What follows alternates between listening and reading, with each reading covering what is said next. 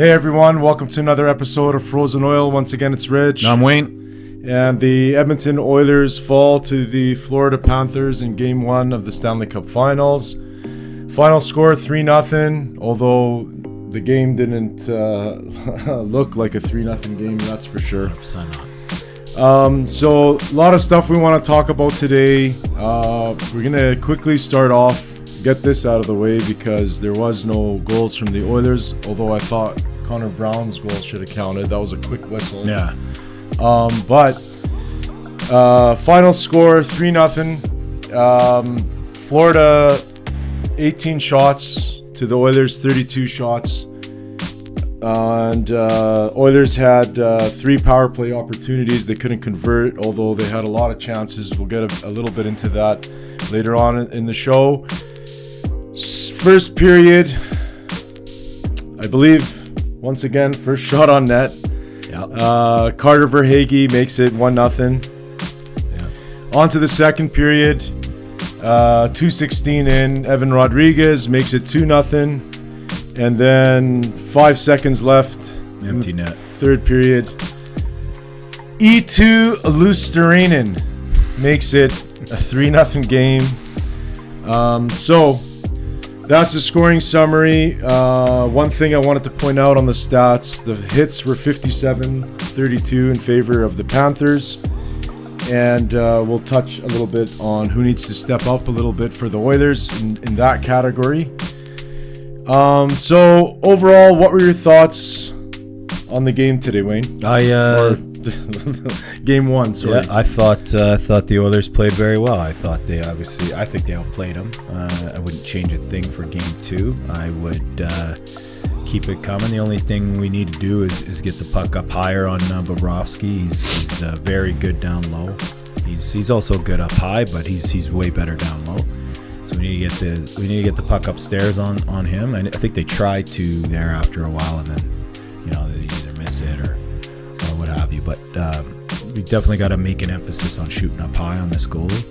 I don't think Skinner was that bad at all. I think he played very well, actually. He only allowed 2 goals, and the chances that he held, the goals that went in weren't his fault at all. Even the one that was the first shot on goal, that wasn't his. It was a guy backdoor. There was nothing wrong with Skinner's play. So actually, you know what? I came out very impressed. I was happy with how they played. Yeah, it was the only thing we didn't do was finish, and then obviously we got to finish next game. But it was a good road game, Once again, I don't see the Panthers as this giant threat that everybody keeps talking about. If game 1 were to show anything to the Edmonton Oilers players, to the Edmonton Oilers fans, I'll tell you straight up, the Vancouver series again, Vancouver looked way tougher. I mean, it's only one game, but Vancouver and Dallas, if the Oilers can get through those guys, they can definitely get through this team. So lots to look forward to. I think Skinner played great. All I've been asking from Skinner is a maximum of 2 to 3 goals a game. So coincidence, the first one went in. He had no chance on the second one, and he shut the door after that. Two goals. In my opinion, the Oilers could have scored 5 goals easily in this game. They just couldn't beat the goalie. Bobrovsky was strong for sure. Yeah. But I mean, you have, and that happens sometimes. I mean, we're gonna run into a hot goalie sometimes. Of course, and very, very similar style of Game 6 when the Oilers didn't have many shots, but they got the win. Right. Kind of the same thing here, where Panthers don't get too many shots, but they get the win. So it's if you're gonna have that game, you want to get that game out of the way quick. It happened in Game 1. There's still lots of hockey to be played in this series. I'm upset, Wayne. Yeah. What's bugging you? I mean, we can talk about a lot of stuff, but I'm super upset, specifically because of that hit by Sam Bennett was such a cheap shot. It was such a cheap shot. We're gonna roll the clip here of Bennett taking liberties on basically McDavid. pretending to do a hit, and he sucker punches McDavid right in the face. There's no penalty on the play. You know, McDavid's cut open on the play, and we're also now going to take a look of a very, very eerily similar play by the same player. He does it against a pest here in Brad Marchand, but take a look at this clip. Now, almost identical. It's almost the exact same hit, the exact same sucker punch, and it's unacceptable. You cannot do that to the best player in the league. And if you do, Wayne, if you do that to the best player in the league, someone needs to get him back. You got to answer that. Now, I don't care how you're going to answer that. We have to be a little bit smarter than in the Vegas series where, you know, Nurse is coming in late, taking a, you know, answering the call at an improper time and, you know, getting suspended after missing a game, blah, blah, blah. They got to be smarter about it this year. But that cannot go without, you know, any answer or pushback from the Oilers. You can't do that. I mean, if I'm the Oilers, I'm sitting down, I'm having a conversation with Corey Perry, for example, and I'm telling him the next time you're on the ice with Sam Bennett, you are, plain and simple, go punch him in the face. That's it. Plain and simple. Tit for tat. You want to punch the best player in the world in the face? Here you go. Here's a taste of your own medicine. Because you can't allow that in the psyche of the Panthers, that they can go and just walk around the ice and start punching the best player in the world in the face, and there's no repercussions to that.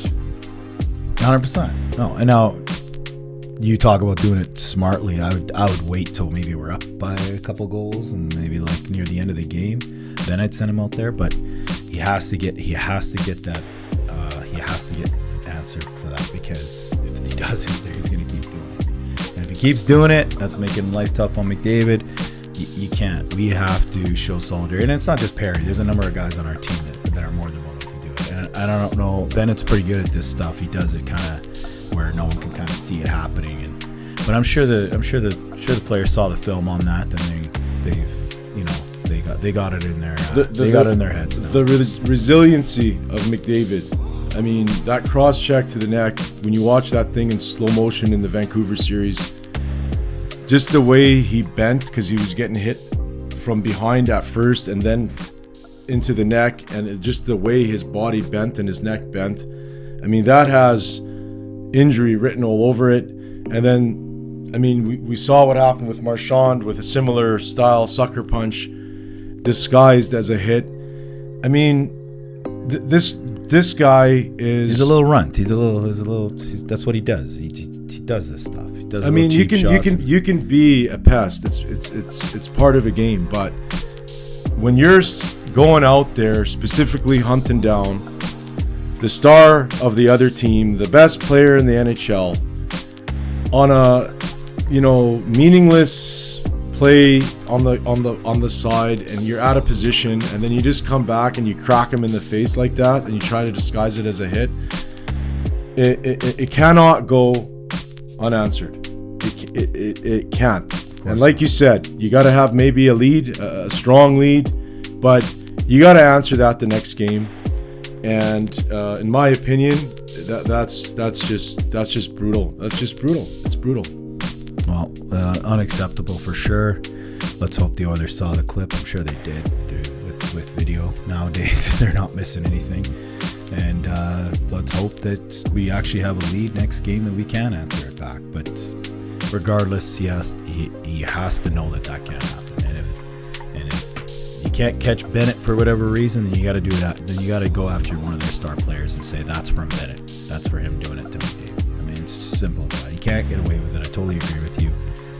And it's not because we want to be bullies. We want to respond to somebody trying to bully us, and we got to say that, hey, we're not going to stand for that.